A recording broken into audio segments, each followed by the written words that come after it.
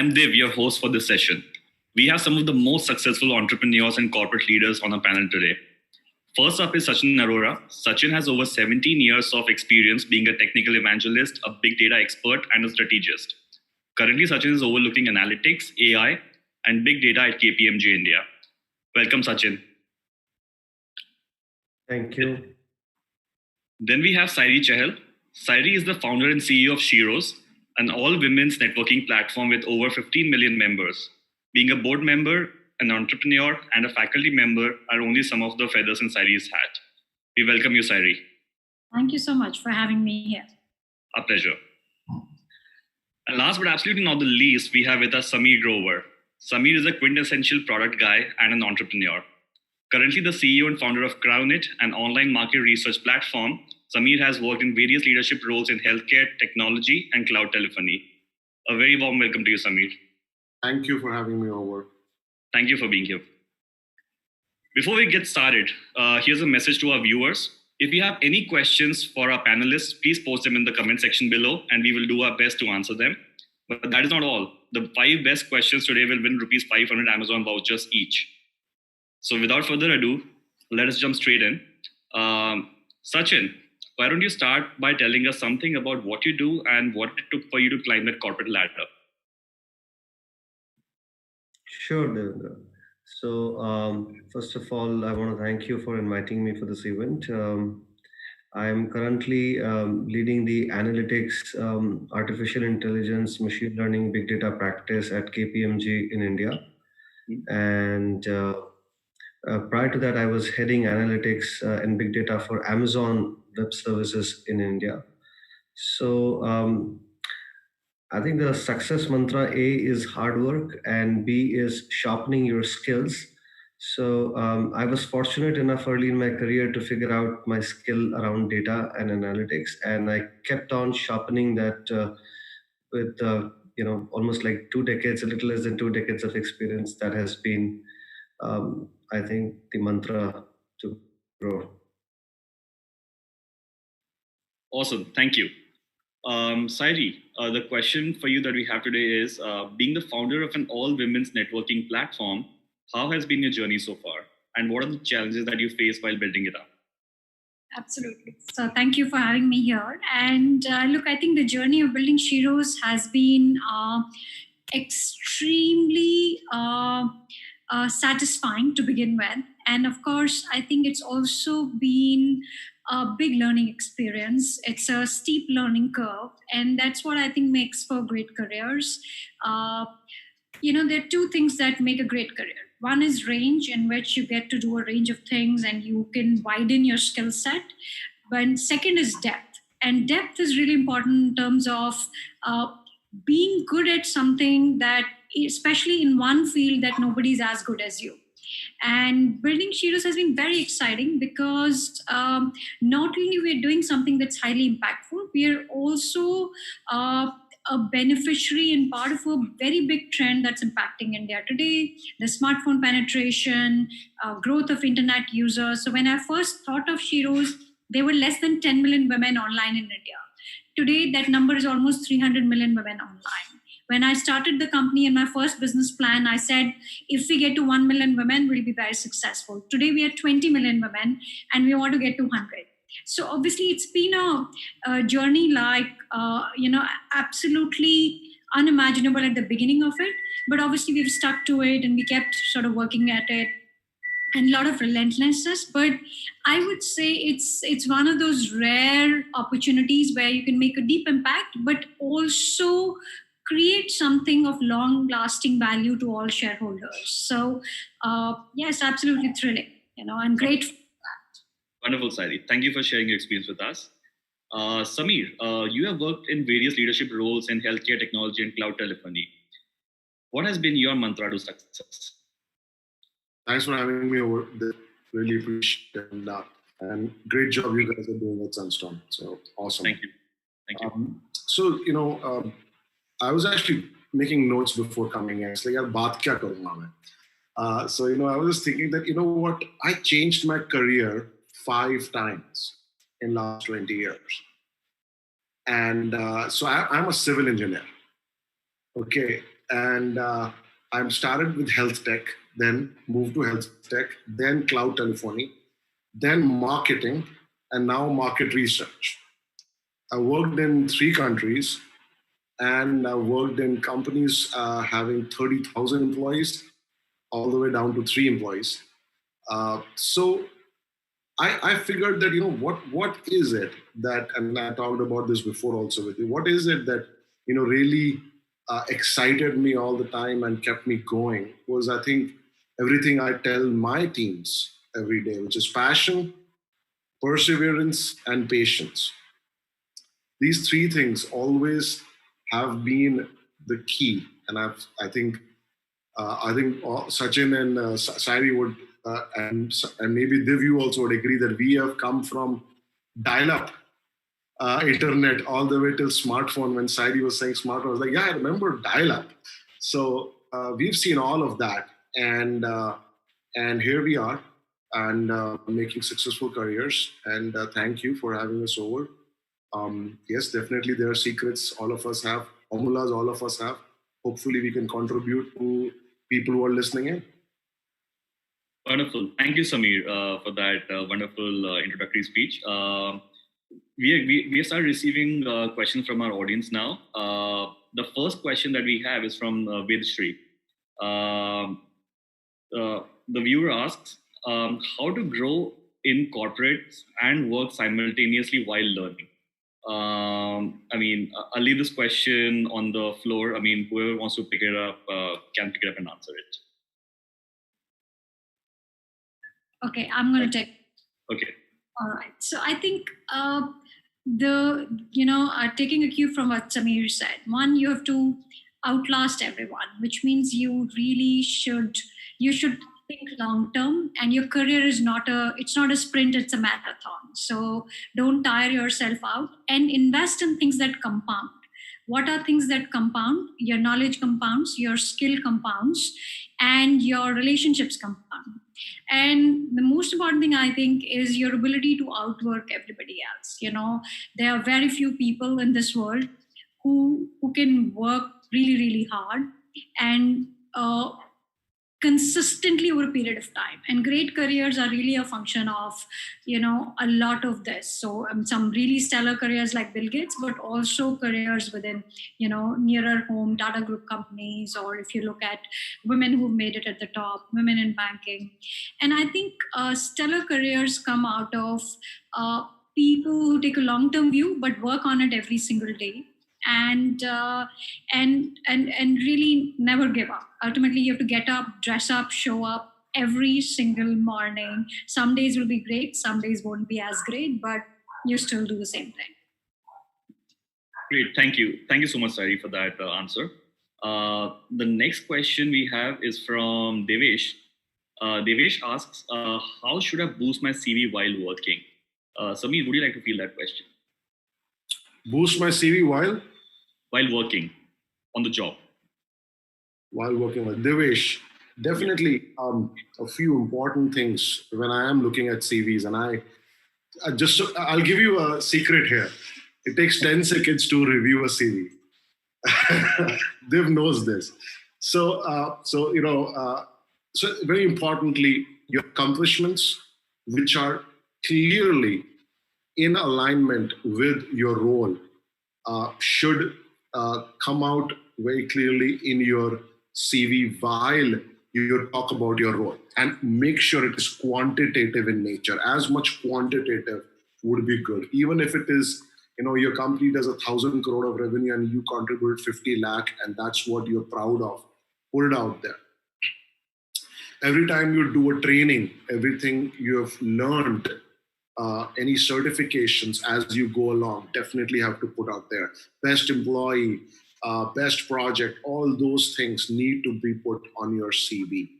Definitely also take programs outside of what your company is offering and learn more from other institutes. There are so many other institutes now providing certifications and things like that.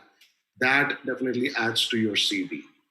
Definitely one thing I also look at is initiatives. The person is taking what type of initiatives, what type of todu projects this person has done and can actually go out of his or her way to do things to contribute to the vision of the company.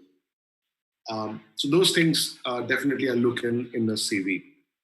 I have one more tip to add to that answer, Samir. And this is something I learned very late in my career. Always ask your seniors at work for feedback, and sometimes some of the constructive feedback that they give you can beautifully make it into your CV and just polish it up brilliantly. So thank you for that answer, Samir. The next question is from Ayush. Ayush asks, how will this MBA program impact my life? I mean, how will an MBA program impact my life? Sachin, do you want to take a stab at it? Yeah. So, I mean, there is an education that one does for learning the education bits, and there is one education that people get to, get employed and get the right job. And in the different types of education which are present in the market, I think MBA is the education which is closest to an employment than any other education. So definitely, look for skill sets, because when let's say KPMG, or for that matter any other company, goes out in the market for hiring, in the MBA students we look for the skill sets that can come immediately into the company and start being productive, if not the next day, but the next month or the next quarter. Unlike when we bring in talent from the organizations or from the institutes, where it takes much longer than to get them into working. So the reason for MBA is to bring those skill sets which are closest to the employment and can add value to the organization almost immediately. So that I would feel that is important from MBA point of view. Sure. Can I add to that? Yeah, sure, Samir. Please go ahead. So I'll just say, Sachin is absolutely right. Now I want to actually point at your MBA program a bit and why that's so innovative. You have to understand, I don't know when this guy wrote this book. Maybe Sachin knows or Sairee knows. The world is flat. Okay. So that was written I think 15 or 18 years ago, and he came up with the second version. And I think now he's going to write another one if he's still alive. Because after 2016, 17, after COVID, the world is becoming more and more flat, which basically means that an MBA program, those were always available to from prestigious universities, prestigious ways of getting it, or in very, very closed loop or closed programs, we're going to start seeing a lot of democratization of these programs. And organizations like yours are actually making them available to wider audience, and hence be able to give them more and more skills for companies like KPMG and ourselves to actually choose better and better people. It's not going to be that I have to go to Ahmedabad to get it done. Can I stay at home and get the same type of or very similar type of education and then get employed at KPMG? That's going to be the game changer in the next few years as we go in. Wonderful. Brilliant answer, Samir. Thank you so much for your inputs. Next up, we have a very interesting question from Somik. Somik, the reason Somik asked this question is because he went through Sunstone's website and, he noticed that most of our alumni are being placed in the operations domain. And his question is, what do operations managers do? And, how do their careers grow?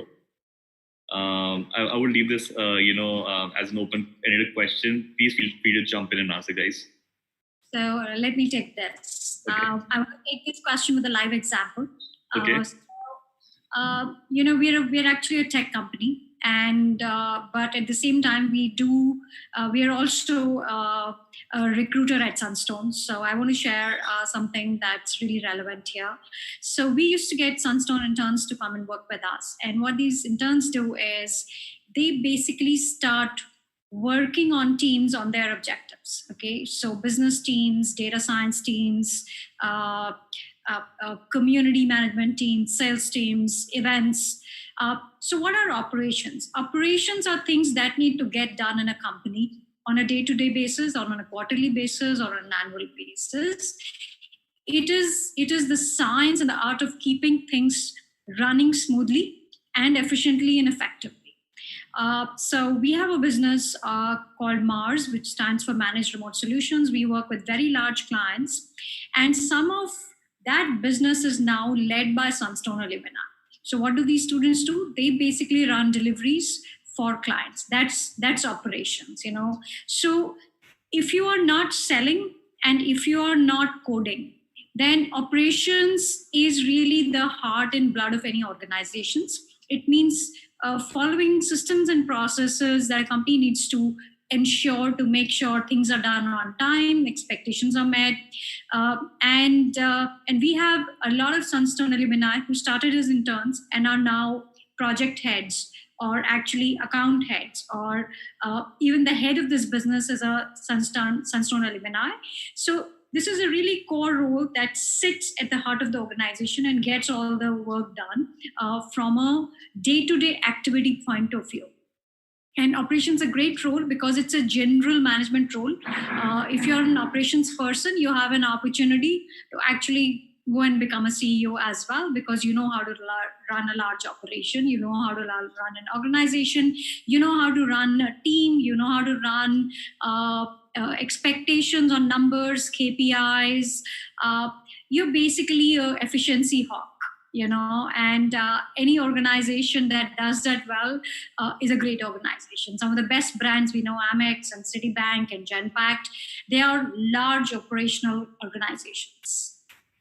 Thank you for that answer, Sairee. If I would like to add to this, what Sairee, I want to take a company which is one of the biggest companies of the world, and we would all know that it's Apple, actually. So when Steve Jobs died, and it was imagine a company which is a pure product company and one of the best product companies and design companies which is there in the world. And after Steve Jobs, it was a difficult shoes to fill in by any other CEO. And imagine who could do that. It's actually the chief operating officer, in a way to say, a guy who has gone through the grill of all operations to run a big organization such as Apple, and went on to become the head. So operations is the real meat of a company. And I can say even from the KPMG point of view, and those who pass through the grill of executing things and getting it done are the real people who could actually take up the top positions at some point. Right. So basically, ops people are the ones who get stuff done and execute well, rather, right? So thank you, Sachin, for adding on to that answer. And for this question, Soumik is our first winner for the day. Soumik, you've won a ₹500 Amazon voucher. Please contact our marketing operations team in the chat below, and they will help you out with your reward. For those people who joined us late today, we are giving out rewards to 5 best questions that we received. One winner has already been announced. There are 4 more to go, so please start posting your questions down in the chat. Next question is by Venkat Gaur. Venkat asks, future belongs to tech, but I am passionate about finance sector. Should I change my career? I'm a 20-year-old graduate. Samir, do you want to maybe answer that? Future belongs to finance, not tech. No, I see tech is tools. The smartphone is your tech, okay? Everything around us is tech. You're streaming of all videos you're doing. Right now, what we are using is tech. So finance, I think, if you've chosen that, that's cool, not a problem at all. But make sure you do something which you're most passionate about, you're excited about, you enjoy. शुरू में लगता है कि यार ये कर लेते हैं, वो कर लेते हैं, उसमें अच्छा जॉब है, उसमें अच्छा जॉब है. But honestly, what you enjoy the most, do that. And follow your passion. And because when things don't work out, or when things get tough and you're not liking or enjoying what you're doing, you're gonna hate it. Trust me. Now, that's the philosophical answer. Now, when you look at The other side, definitely, both tech and finance have great future, and we all three of us here as panelists are from tech, and we know that that is there. But if you look at all three of us, we all three of us are running organizations or teams who are making money. So finance becomes a very core function, either both from a P&L perspective as well as from a support function perspective. And my co-founder is the CFO and he's a CA. So finance is always an important aspect of running business.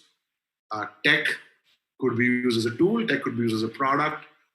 It's your decision how you move forward, but don't make a choice like that. 20 साल पहले भी take था और अभी भी take है और 20 साल बाद भी टेक होगा. Finance भी था, finance भी है, finance भी रहेगा. Follow your passion. Awesome. So I'd just like to add something to that, because this is something which is very close to my heart. If you start your career in a particular field, it doesn't mean that you have to stay true to that throughout your life. Pretty much, I think everybody on this panel would have pivoted during their career.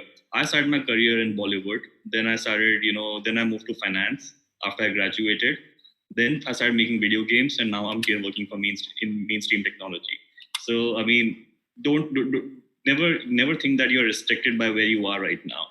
And, like Samir said, follow your passion, follow your heart. If I can add one more point to this. Sure. Close to my heart because I like Samir passed through this journey. Tech is the denominator in an equation, and for some people it becomes the numerator as well. So I would say, as Samir was saying, follow your passion around finance, and if you feel so, because at some point I thought, going back in my history, that I was very close to data as a technology, and I remained there. But then as you're growing and you find that your skill needs scale to reach out or to develop even further, tech is a good enabler there. That's how this word, if in finance world came fintech. Imagine finance and tech alone could not really help doing great businesses, so that they both had to come together. So it doesn't matter, as they've said, that whether you should start with the tech and then lead to finance, or can start with finance, lead to tech. 20 years in the experience, I'm learning finance now. There could be some time that if you start with your career with finance, you would learn tech at some point. So never too old to learn anything, and keep evolving is the most important message. If I may add to what Sachin said, look, I started my career in liberal arts. I have a master's in international relations and Russian literature. I was headed in a very different direction, but today what I do is something very different. And I think where world is headed is multidisciplinary careers that are really an amalgamation of a lot of different skills. I think it's important to do well what you're doing. It doesn't matter what you're doing. If you're doing finance or tech or HR or content, ops, whatever you're doing, you have to be really, really good at it. Be top of your class, be top of your team, be the person who can be relied upon. I think that's underrated. And I think that's a Sunstone quality that is not often talked about, because really, if you can't rely on a colleague or a team member, then the outcomes are pretty, shallow. But if you have a reliable colleague, and be that reliable colleague, I think a part of making a career is also building your own reputation in reliability. And I think that makes for a great career, according to me. Thank you, Sairee. Thank you for that wonderful explanation. Our next question, and I particularly like this question. So I would request all three of you to take turns answering it. So the question is, what if, so Prakriti asks, what if I'm hired for something and I'm made to work something else? Basically, what if I'm hired for a particular role and, I'm given very different kind of, day-to-day stuff to do, which is not really linked to my role. So Sairee would like to maybe start. Yes, absolutely. I have very strong views on that. I would say you should say thank you if you're given something outside of your role, because that means you're a trusted person and now it's upon you to deliver on that trust. Okay, do not get caged in the idea of JDs and roles and this is what I came here to do and this is what I will do. The world is changing by an hour. It's not even weeks or months or quarters or years anymore. The world today is changing at a super fast pace. The only way to keep up is to constantly evolve, and don't get so stuck up in I was hired for this so I will only do this. Maybe that thing is not required anymore. That product has been phased out. You know how often phone companies relaunch their products? They launch a new phone every quarter, and the phone that was launched a year ago has been phased out already. So the pace of business is very different. Companies launch product lines and kill them within a matter of few weeks now. So how can you expect to be in the same job for a long period of time? And the fact is, if you're a young person making your career, your job is to do the job at hand really, really, really well so that you can go on and do something more difficult. So count your job not by function, by the level of responsibility and difficulty that you can achieve. It's like gaming. You don't keep playing the same level. You go up your levels, right? So improve your levels. Don't worry about what game you're playing, but play it really, really well. And I think if you're stuck by a function, then you're kind of actually killing your own career, because then people, it decimates your flexibility within an organization. It also makes you the person they're likely to less reach out to. And you're kind of sort of cutting your own sort of influence here. Okay, thank you, Sairee. Sameer, you are somewhat of an expert in this. So for those who are not aware, for our viewers, I worked with Sameer for 4.5 years. Sameer used to be my boss earlier. So I witnessed Sameer's juggling people around within the company firsthand. Sameer, would you like to expand upon what Sairee just said? So, Sairee, your view is an employer view. Fair, absolutely. And your view is an entrepreneur view. Fair. Now, I have the same view. Now, let's just change that a bit and wear a hat of an employee. And this guy or gal wants to build a career in, let's say, finance. Okay. For last 3 years has been 4 years, maybe she did a BCom and then she did a 2-year MBA. It was like 5 years of finance. I'm going to do it. She gets hired to do finance. Bam! Day 2, operations. It's like, I don't want to do it. I was like, no. So now you have to tell her, she has to go to everybody in her family, all her friends, like, you know what? I'm going to do ops. Because I want to be the best employee, I want to do this, I want to do that. It's like, wait a minute, 5 years you studied finance and you just gotta not do it. So the employee's perspective, I would strongly suggest is first look at what you want to do as a long-term career. If you've been forced to do something different rather than actually being said that this is an additional responsibility, we want to take this on, all of that. I took this question. So for example, Dev, when he and I were working, Dev was heading product and then he took on to head product marketing and then he took on to take on delivery, which is an expansion of role. Okay, if I took away product from him, he would have killed me. I know that, right? So absolutely, I would have.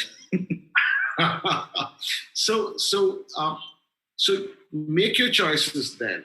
How you want to actually look at that as a decision which has been made by the organization, and choose wisely that whether you want to continue, have a conversation that I want to build a career in this way, and if required, whatever you want to do with your career.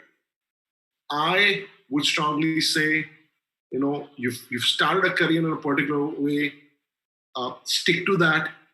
Perseverance, put your best in becoming the best in that what you have taken on. 5 साल पढ़ाई की है भाई, ठीक है? तो पढ़ो, करो उस पे, But yes, if you are more inclined towards loyalty and commitment to the company, and the entrepreneur or the employer says, let's do it this way, and you want to do it, perfect, fine. We'd also love to hear your take from more of a corporate universe. Thank you for your answer, Sameer. Yeah. So I think very good inputs by Sairee and Sameer both. So it's a very different relationship and different types of relationship that an employee can have with an employer. And as Sameer explained, there are, if I would divide them largely in two categories. One is a transactional relationship between an employee and employer, wherein you work and you get paid. And then there is another relationship between employee and employer, which is very, very glued to each other, like a family. Like you're working, let's say you do some job within your family, within your house, and sometimes you're to do cooking which you never did, for example, like I'm doing during the pandemic. And then when you're asked, like in the second case when I explained, as a family member to go and do things which you are not good at, but the time requires you to participate in that manner, then obviously you should raise up to that level and do that. If the relationship that the employer has kept with you in the past is a very transactional business and transactional mechanism of operating, then it's actually left to your choice that do you really want to do that or not. So I would say there's no right or wrong answer here. Is actually the type of relationship that you have shared with your company has shared with you.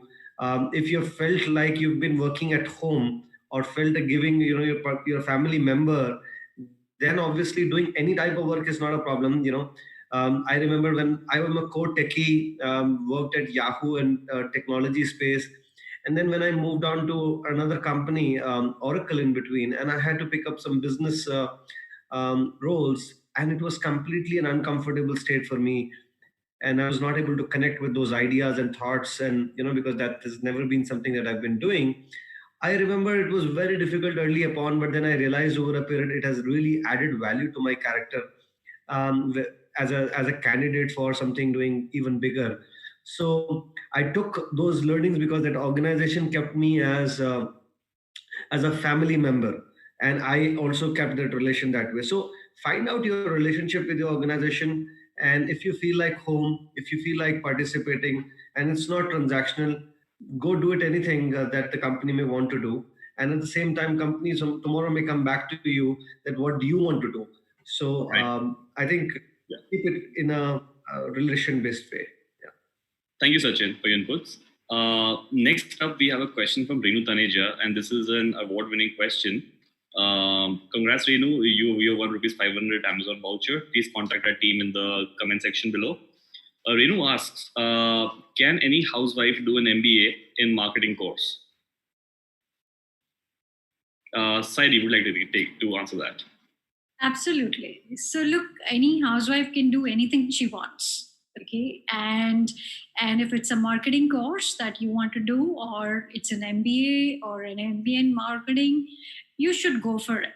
And as you go for it, you should also find yourself people who will support you. And there are a lot of people who can help you, people who've been there in that course before, other women who've done this, again, career experts, who passed out from similar courses and talk to you about their careers. So I would say go for it. And of course, if you need any help, you can always reach out to us at Sheroes. Thank you, Sairee. Thank you. Next question is from Hani Bhargav. Hani asks, how to inculcate professional skills within ourselves? Sameer, do you want to maybe take an attempt at answering that? I might be the most unprofessional of all the people asking me to do that. Absolutely not. Aja. So professional skills. I think one of the things which I really learned, and I'm not taking myself back 20 years. One of the things which have really worked for me always is to interact more and more with my colleagues in formal settings, and be able to also communicate in formal settings. Even today, sometimes I have somebody who's, some people who are very, very senior level. They write emails with short forms. They say, SMS or WhatsApp pe hota hai. And you have to learn a lot of these things in official settings, and what works, what doesn't work, and listen to your seniors of how they are behaving, what skills they are inculcating, and take that on. Formal settings में जब आप interactions करते हो, formal settings में आप बोलते हो, आपको फीडबैक मिलता है. You get to understand that, okay, this is how I'm supposed to behave, this is how I'm supposed to do professional communication. It's very important to get exposed to clients. You said, external facing, who are purchasing your services, because then you know that what type of professional behavior am I supposed to have in front of clients. जितना ज़्यादा ये exposure होगा, आपके skills बढ़ते जाएंगे. What happens is a lot of people do the reverse, which is, I don't have the skills, so I better choose those careers or those positions who are desk positions, and rather be in a corner and not interact a lot with people. But I would say do that more. And frankly speaking, going on a smoke break is not considered as a professional formal setting. Please. Okay, so a follow-up question on that particular, note to Sachin. Sachin, are there any red flags that you look out for when you're hiring? I mean, any red flags with respect to professionalism? I think the world is getting a lot blurred, and there's very difficult to say that that this is right or this is wrong, and I'm not too judgmental initially with people upfront, but I think some of the things that we ask around interview, which kind of can create some red flags, is some of the situational based reactions that people may have done.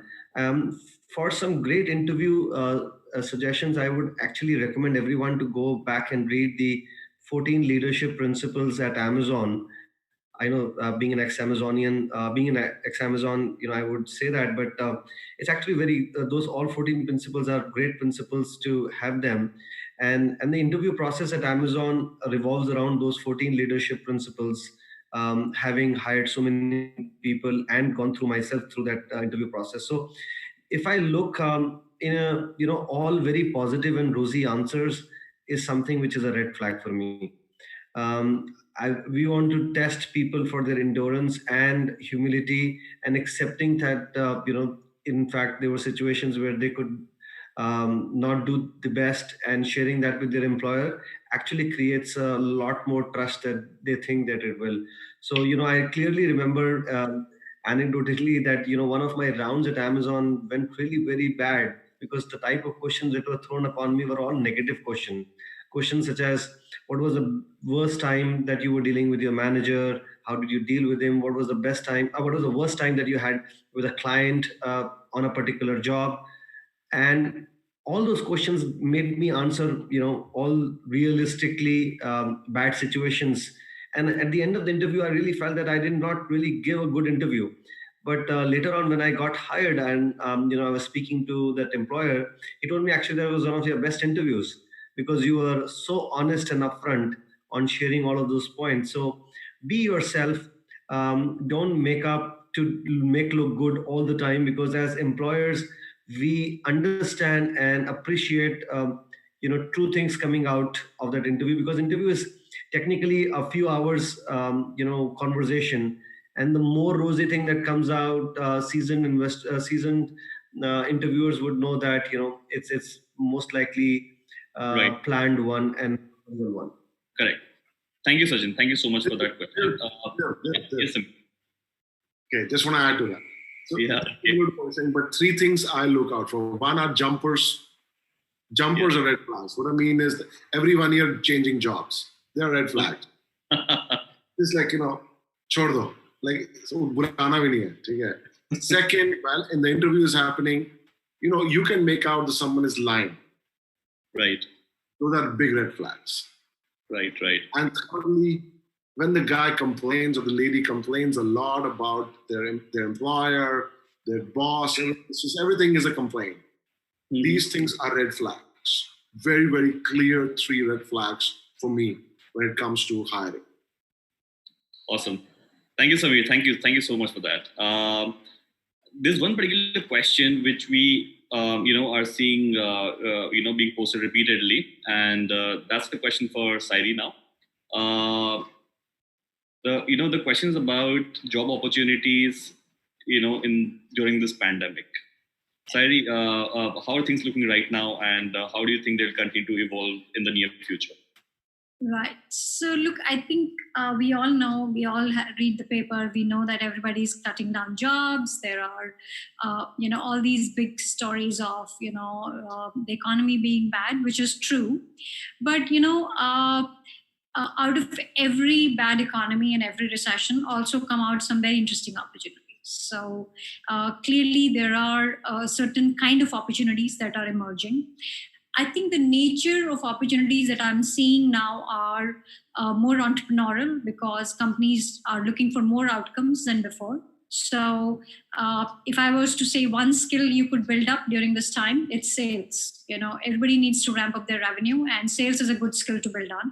Second is digital marketing. I think if you can help companies increase their outreach, generate more leads for them, increase their brand value, it's clearly a direct value add. And of course, I think more and more work we are seeing will become, flexible, which means you could be hired for one role and put into another, and that could be a real possibility because the business model has changed overnight or something has happened. So I think we have to be very open about the situations, but if you can treat each of these opportunities as a learning opportunity, we all can come out of this, much more richer, better. And then the other thing that's happening is it's also a time to upskill yourself, learn new technologies, learn new skills, learn things. If you've noticed, one thing that's gone up and during this time is, people investing in themselves to say, hey, I'm going to make use of this time. My company might have laid me off, or I might be on a furlough, but I will make the most of this time. But from a sectoral point of view, certain sectors are definitely very exciting. Supply chain, logistics, consumer companies, companies that serve direct to home, healthcare. Look, these are still sectors that are growing, and in any economy, even in a post-war economy, there were opportunities to serve segments. So and some great companies. So yeah, look at the bright side, but work really, really hard. Cool. Thank you so much, Sairee. I'll take the next question because this is, it looks like this question is written for me. The digital wizard asks, of course, not the real name. What if I don't like my first job? Is it okay to quit within 6 months? I quit my first job within 6 months because I wasn't too fond of, the kind of work that I was doing there. So I would say that if you don't like any job, have an open discussion with your boss and your colleagues, and make sure your expectations kind of aligned. And if you still don't like what you're doing after that, it's better to move out sooner rather than later. It's not probably prudent to stick around in a job where you're miserable. So if you would rather be doing something else, I think it's always better to decide and act upon it sooner rather than later. Would any of you want to add on that? Yeah, let me take this one. Sure. So, I keep saying this to young people that if you are not doing experiments early in your career, the cost of those experiments is going to be a lot more later in your career. So That's if you are good thought, Sachin. That's a brilliant thought. Yes. if you're in your 20s and if you're still thinking for a safe job, you will soon hit mid-age crisis, and then in fact even later on. So I would say that this is slightly different opinion than what Sameer said, but I agree with Sameer also. But early in your career, if you really want to move fast and change organizations, because if you feel that your growth is not matching with the organizations which are offering you, it's fairly okay to do that. But once you start getting into those bigger accountable jobs, and then if you continue to move at the same pace and jump on just for a little salary hike or something, then it could be a problem. But then early upon, if you really realize that this is not a job for me, this is not what I signed up for, I think it's a very good learning that you would have gotten, and you should actually move. So experiment in 20s, scale up in 30s, consolidate in 40s, and return back in 50s to the society.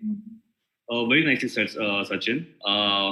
Next question is our next winner. Hani Bhargav asks, I would like to know more about negotiation tactics. Sameer, can you please help Hani out? थोड़ा context चाहिए होगा. I don't know. Hani. I think you can probably interpret it one of two ways. If this person is in charge of placing orders at job, how does Hani negotiate there? Second could be negotiations during interviewing. So if if Hani is talking to some other companies, how does he get the best CTC possible? So I can't talk about the second one. I'll leave the second one to others to answer. The first one I can talk about. All right. So the first one, I think there are two ways of negotiating, which I have generally seen. One is what I call Sarojini Nagar pricing. Okay, in Delhi there is a place called Sarojini Nagar, which is like fashion street of Bombay. जब हम किसी को भेजते हैं, ये proposal sir, तो कितने लगेगा यार? 1 लाख रुपए लगेगा. वो बोलेगा 20,000 में कर दो. It's like that's like starting negotiation. Okay, that's one way of negotiation I've always seen, which is very, very rude. Generally, which happens is that it's also showing that who's bigger and who's smaller. The second way of negotiation, which generally is adopted, is by asking, okay, understood it's going to take 1 lakh to do this. Can you give me breakup of what this 1 lakh is going to go into? Is there any flexibility in changing some options and not taking some options so that this price looks better? Which generally is an equals type of negotiation. And so these are two generally type of negotiations I've seen in business transactions. Obviously, as you're doing contract negotiations, there would always be parts of things which you keep in your back pocket to say, okay, I have my things which these are my 5 problems in this contract which I want to negotiate. These are the 5 things this person has. What can I give? What can he give? You sort of try to get that negotiation. That is another way of doing the negotiation. So every time I go into a contract negotiation, I always say, what all is non-negotiable for me? What all I can give away? So that I know that when the other person is stuck on a point, I also bring up something and say, okay, I'll give you this, you give me that.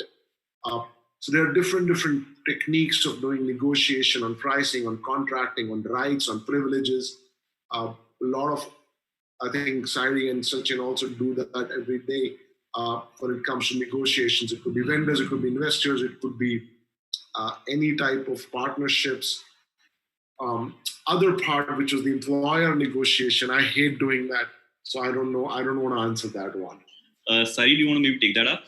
Yeah. So I'm going to add that. Look, I think the core of negotiations is that every side wants the best for themselves. And I think there is a reason why you're negotiating, which is we're trying to assert a value here. And I would say when you're negotiating, do not go by price, which means don't ask for another 5,000 rupees on your salary or whatever. Illustrate value on the table. I think it's important to illustrate that what's the potential, and I'm assuming it's an employer-employee negotiation. So focus on the value that you could create for the organization. Focus on the things that you are willing to do in exchange for what you want from the organization. And I would say don't negotiate for super short term. Don't negotiate for a quarterly bonus. Negotiate for something that will help you make a leap, that will help you become maybe head of department, something that will. So I would say push your boundaries a little bit and negotiate for value on the table, which means that the other person should be willing to give you what you're asking for in exchange for that conversation. Sairee, are you suggesting that people should negotiate for more work? Definitely more responsibility.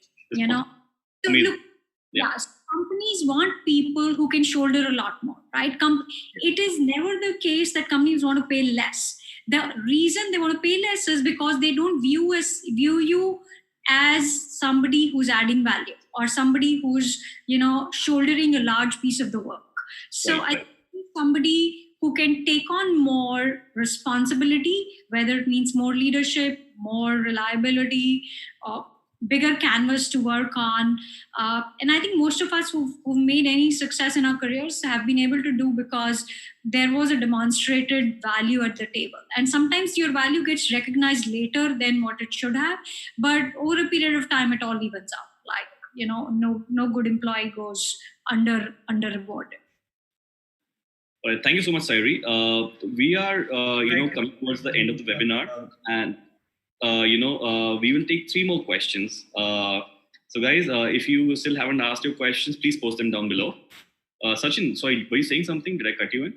Yeah, so I wanted to add this, on the negotiation bit. I appreciate both the responses Samir and Sairee gave, but let me take this one with a different lens. Of course, in an additional dimension. We'll start with the employee negotiation first, and I do that on a very normal basis, and in fact, been doing that even in previous organizations. So, art of negotiation. First of all, the point of negotiation should be celebrated that the two parties have come to do a transaction, and it's now about some pieces of things that needs to get settled before that transaction can happen. So negotiation is actually a point of celebration that at least two parties have agreed that they can potentially work. The second part to negotiation is, negotiations are best won by the person who needs the least to win. So keep that tactic in your head. This is like a cheat sheet tactic. If the value is illustrated to the person, as Sairee mentioned, things do happen. So obviously, with the shouldn't be unreasonable demands, but the art of negotiation is to be winning it by showing less desperation towards it. And if the value is, things will happen. Nobody would do things which are beyond. But a couple of other real world tactics are, if you're applying for a job at startups, and if salary and money and things are negotiation, make sure there is some additional components like stock, which are part of this. I still remember asking for less salary and more stock to one of my ex-employer, and he pleasantly agreed to that. And then the stock went 5 times, and my salary became artificially the highest in my peer group. And we both had a hearty laugh sometime later over a drink. So ask for things which are in his possibility to give it. And the second, if you're doing for the corporate jobs where there's less stock options, in those cases, you could think of asking variable hikes where you could show that on this revenue attainment, you could get some bit of extra money or extra perk or extra responsibility. All of those are good areas to negotiate at the time of entry, and could help you. So one is stock or variable performance-based, and the second one tactic, as I said, is negotiation is won by the person who needs the least of the two. Thank you for that insight, Sachin. I think I should take the next question. Harsh Verma asks, what's the future of concept of Sunstone Eduversity's no job, no fees in India? Congratulations, Harsh. You are our next winner. Please post your details below, and somebody will help you out. So, Harsh, we feel, or rather, we would like others to come in and start offering the same value to our users. I mean, that would be the best validation of our business model. We would like every university in India to become more responsible for your career. We would like everybody to become more accountable. We would like this new method of fees to become omnipresent. I hope I've answered your question. If not, please feel free to post a follow-up question below. Next up, we have Vandana. Vandana asks, it's been 6 months that I've joined an organization and I feel that this IT profession is not my cup of tea. I feel helpless. What should I do in order to withstand such circumstances? Sameer, would you like to take a go at this, considering you moved from IT to being an entrepreneur? So, IT में depend करता है कि कौन सा वाला role है, development में है या आप QA में है या business analyst में, design में है, whatever that is. If it generally is the role which you're not liking or the manager you're not liking. Generally, the brand names is something which has generally been an attraction for you. That's why you joined that employer. So it's either the manager or the role which you're not liking. My first thing would be to check on that. Is it the manager? Is it the specific project? Is it the specific role? That's the case. See if you want to shift within that. Have a request to maybe, can I move into QA? Can I get into another one? Last thing should be that I want to leave this job and move into a different career, because changing careers without a reset button like an MBA program or some other program is generally very, very tough thing to do. And within 6 months of joining this organization, and you're saying, I want to leave the IT career. But within the organization, which is your organization, there are generally other roles which could actually show up. For example, there could be ops, there could be pre-sales, or pre-sales is not really sales, but that's like more of someone who's designing a solution for an upcoming client, business analyst, designers, product managers. So there are different roles which could also be there. So my request first would be to see what you want to do. आपने बहुत तपस्या करके और बहुत मेहनत करके ये job पाई है और जो आप क्लियर कर रहे हो. So be very, very clear in your decision making. जल्दी नहीं करना, सोच समझ के decision लेना. Right. The next question is our final winner of today.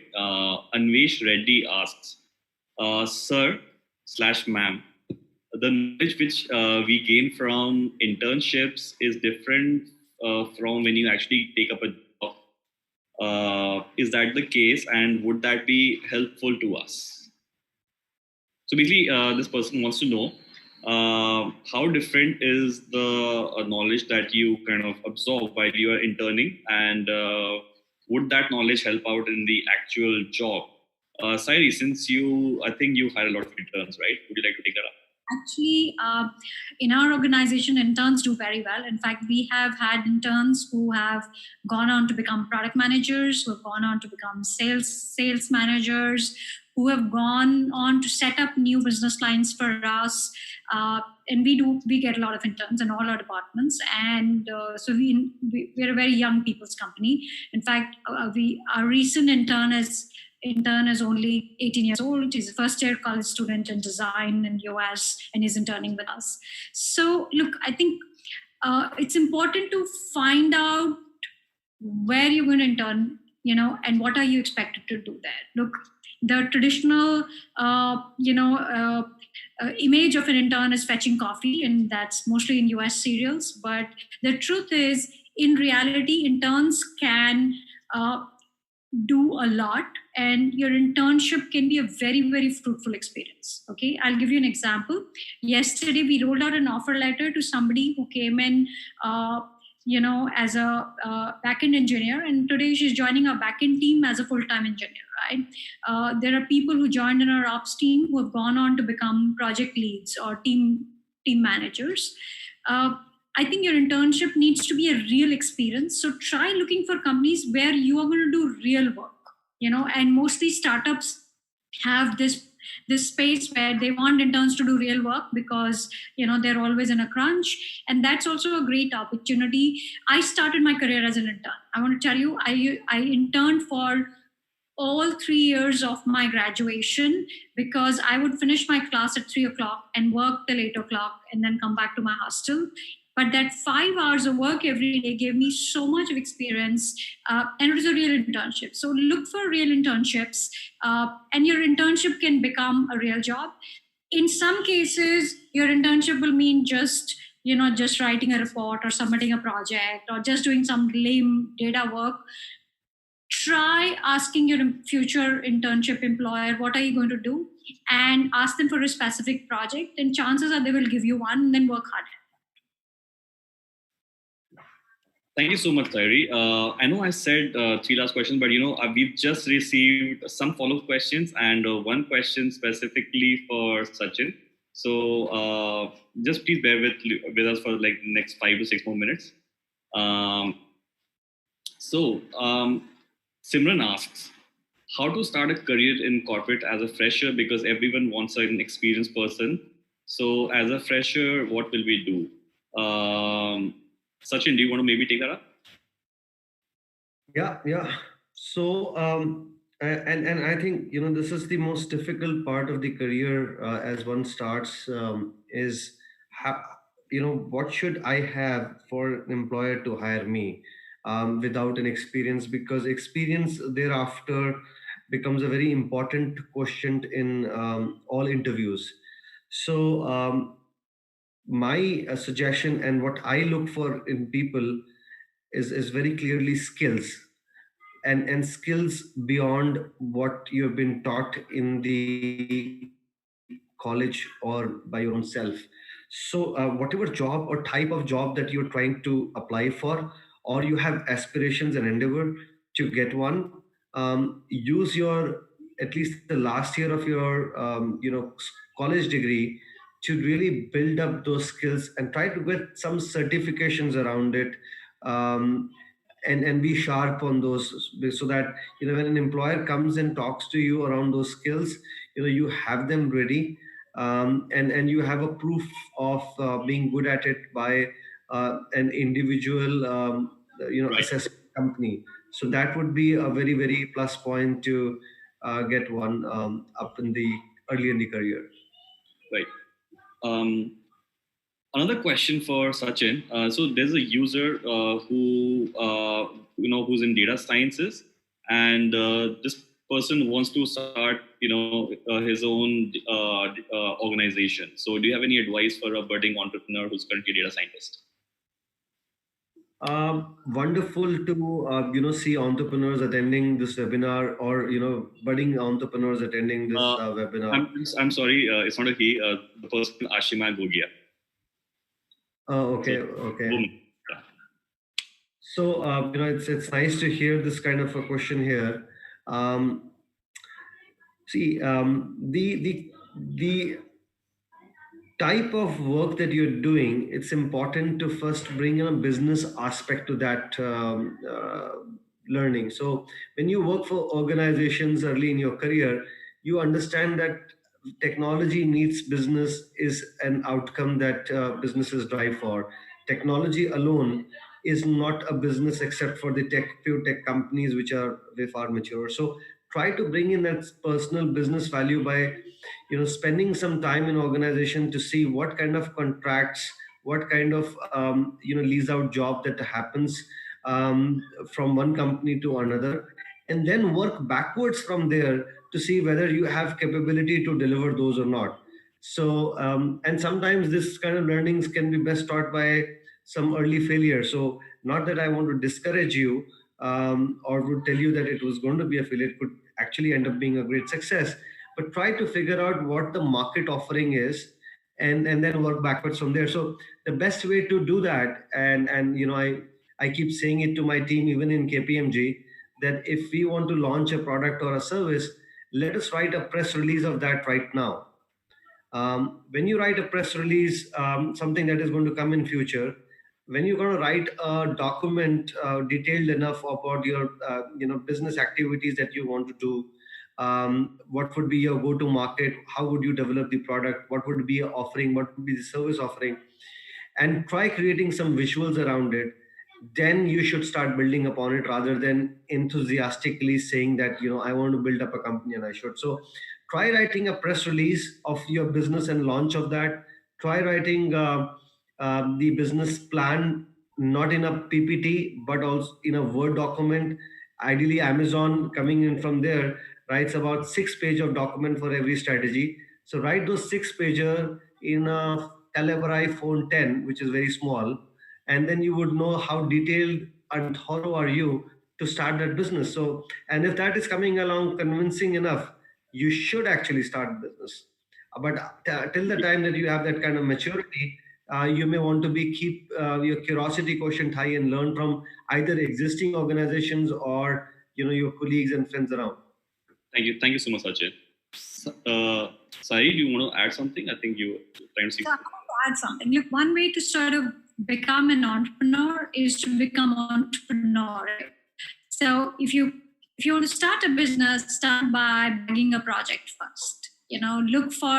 Look for something that you can deliver, either for another organization or for a friend, or put out your work in some way, and I did that once where I wanted to set up a company, but before I formed the company, I actually delivered a project for another company, which was in the exact same space, and it was a largest project, and that just gave me the confidence to start my own company. So try looking for a pilot project somewhere. It's not a bad idea. And sometimes, of course, working in a startup is a great way to build one. 2 years in a startup is the best training you will possibly ever get in building another company. So yeah, and these are possible routes for somebody who wants to become a founder. Right. Dave, you want me to tell my story, which I told you? Yeah, absolutely, please. So, you want to start your own company, you want to listen to this story.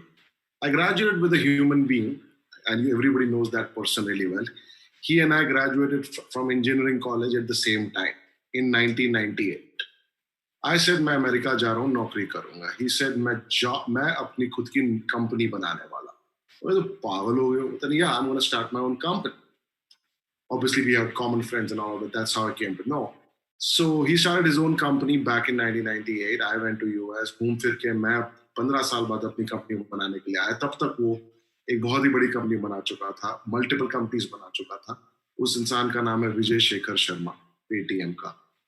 तो कोई ऐसा नहीं होता कि कब शुरू करना है, कितना एक्सपीरियंस होना चाहिए, क्या होना चाहिए.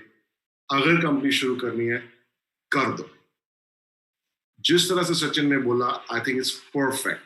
I would just say that either press release or write a sales document, write the sales pitch, go and pitch for it. In fact, हमारे यहाँ पर I have a practice in my office, like we launch something, you know what, first go find a buyer for this product right away. And we would actually find a buyer within a week and we say, okay, now we have a buyer for this. It's like, okay, now let's make it. So you sell first the product you want to think about. That's all I have to say. Right. Thank you so much, Sameer. You provide a very good, daredevil's version of, Sairee's being careful when starting off. I think both these counterpoints have a lot of merit and value. I think ultimately it depends upon the person, the entrepreneur's personality, as to which path they would rather take. But I think both of these are extremely legitimate and exciting ways to start your own company. The last question today is actually a follow-up question. That's for Sameer. Somebody by the username Pretty Good Channel asks us, what is the problem in being a jumper? What if I want to grow exponentially and that's why I'm jumping? And if jumping is not the way to grow exponentially, then what is? I mean, this person is clearly very annoyed, and I can kind of relate because in India, you tend to start off at a very low salary level. And initially, the common knowledge floating around among fresh graduates is that grow करना generally job change करते रहो. बिल्कुल सही. So if you want to be a jumper, absolutely be that. And there are a lot of companies who don't mind because they bill their clients on FTE basis. They'll bring you in 6 months, you'll be there, you move to another company. They're fine. It's okay. If you want to be a jumper and their employer is okay with you being a jumper, you want to come in with a 3-month notice period and then you jump again and go to another place, do a 3-month notice period. It's absolutely fine. And many roles and organizations do that. My only problem with that, which happens, is that you don't learn much. You're not passionate about your career. You're not passionate about what you're doing. You're not oozing energy and excitement about creation in the organization. The employer, on the other hand, is not able to actually rely on you on long-term vision projects. Every person who comes to my organization, I look at him in his eye or her eyes and think, one day this person is going to be the CEO of my company. That's how I hire. That's how I look at people who come in and, when their CVs come in. I look at it, this person is never leaving my organization. I'm going to make sure this person gets everything when it comes to exciting stuff to do, exciting manager, exciting environment. And that's what employers are willing to do. Hence, now the other question, which is how do you grow exponentially? Absolutely. There are companies who are growing exponentially. If you really look at it, there's so many companies who grew in the last 5 years almost 100 times. If a company grows 100 times, what are their employees supposed to do? If an employee can catch up and stay in lockstep with the growth of the company, that employee can grow 100 times in 5 years. And there are people in these organizations. If you go to Swiggy, if you go to Zomato, if you go to Paytm, if you go to Oyo, you look at Ola, you look at all the other organizations, there would be people who would have grown 10x in the last 5 years just because the organization grew. And they worked hard. They made themselves valuable. As Sairee said, worked extremely hard and were passionate about the organization, and they grew. There is opportunities. Everything is there. Don't be a jumper, please. Wonderful answer, Sameer. I'm going to add to that. Sure. Being jumper is fine, but what that does to you, you never gain depth and you never gain roots and you never have deep relationships. And I think nobody has a great career without deep professional relationships. And if you look at, if you want to be a CEO, don't be a jumper. Right, like if you want to be on that management table at some point, build a reputation of somebody who has endurance, who is a hard worker, and who will be with the organization through thick and thin. So all the companies that Sameer just mentioned, they have employees who've been with that company for a really long time and they've done really, really well. They're now part of management teams. If you look at, big companies like Intel and Apple or Axis Bank or ICICI, they're people who built a career out of by not being a jumper. I'm not saying don't jump, but I'm just saying that you've got to build both in your career. You need a range, but think of your career like a tree. There is a, trunk and roots you need to build, and you also need to build like a big umbrella of branches. I think once you've built depth or roots, you can go branch out, but you can't build the other way around, and that's what a jumper typically does. All right, guys, I'm so sorry. I said this is going to be the last question, but there's one more question which has come up, and our marketing team would really like, at least one of you, maybe more, to, answer this question. A lot of people are asking us, what is the difference between MBA versus PGDM? Does one provide more leverage over the other? And if so, then what is that? Sachin, maybe would like to take that up because, corporates.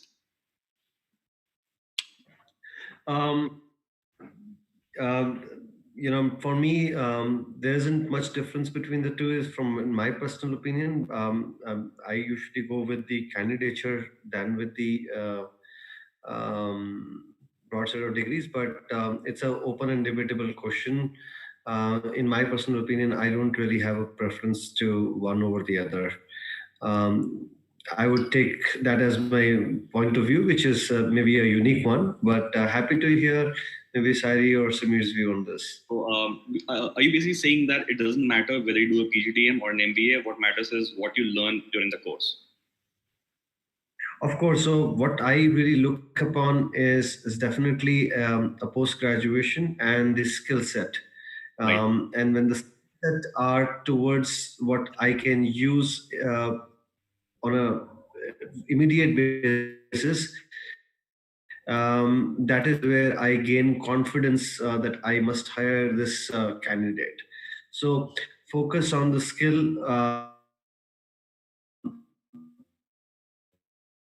I think we lost Sachin there.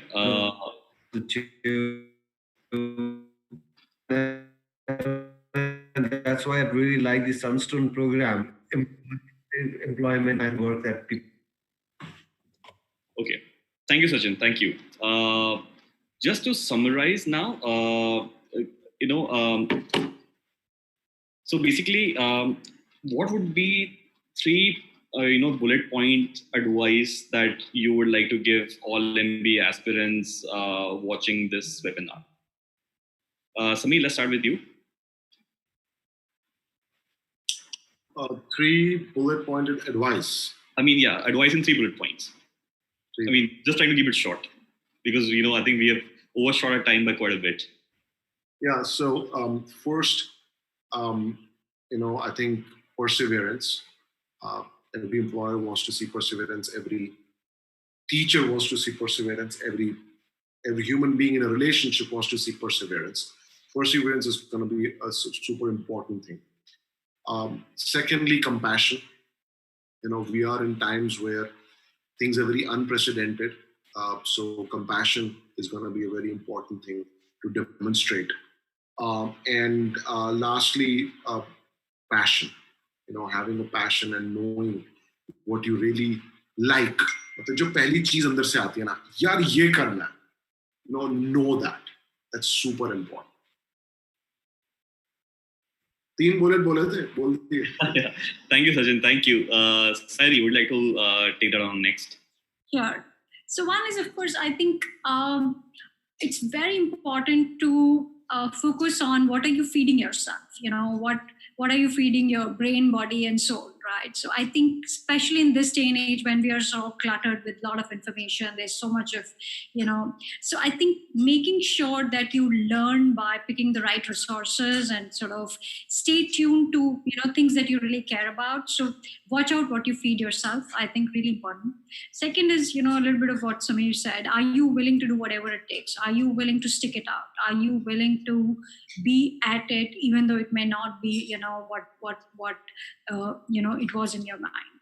And thirdly, I think you have to bring your belief in yourself to the table. You have to sell it to yourself first before you sort of, do it or lead it or spend your time and life on it. So, I think inner belief is really, really important. And I think it reflects in the work you do. It reflects in, in your relationships, and it reflects in, in your own energy in the room, right? So I think I would say those 3 points.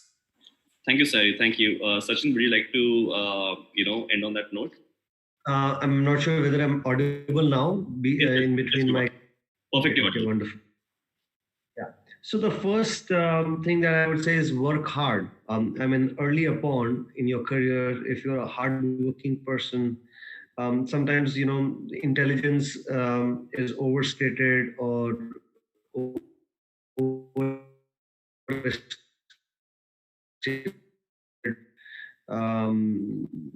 aspect of you can learn fast. So first attribute that I want you to inculcate as soon as possible is work hard.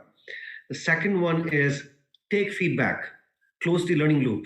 Sometimes we live in the world of just ingestion of as Sairee mentioned, feed yourself well with information and learning, but at the same time take feedback of your learning when you talk about it to others. So very important to be a critical listener of what the job you have done, and look for people who can give you the critical feedback to yourself. So otherwise the growth will be a very biased growth that you will have. If you take feedback, your growth would be a lot more matured and structured. Third thing, as much as reading and learning is important and sometimes overstated, writing is a very underestimated skill that people think it is. So write a lot early in your career of what you learn, because when you write in blogs or in your own ways of channel of communication with others, mostly in social media.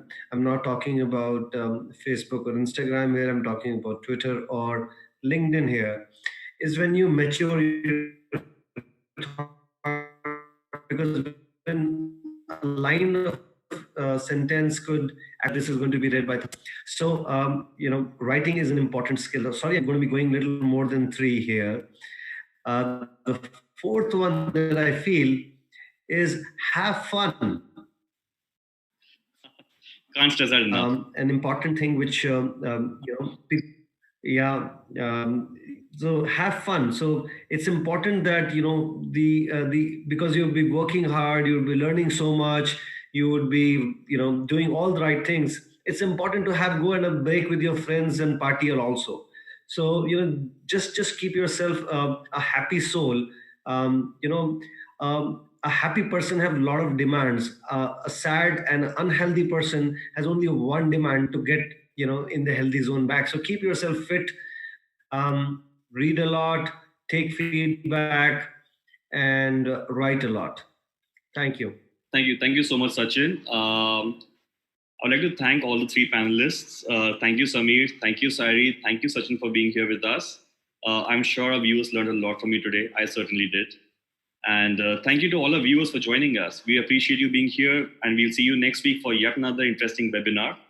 And like always, this session will be saved on our YouTube channel. And you can watch the entire webinar once again over there. And it's also available for people who missed joining us live. So please do share it with your friends, family, and your student circles. And also don't forget to follow Sunstone Eduversity's social media handles. We post regular updates there, updates about our webinars, some other videos that we post, and content that would, help you build your skills, grow in your careers, and also land, at the right education institute. So once again, thank you everybody for being here with us. This is Devendra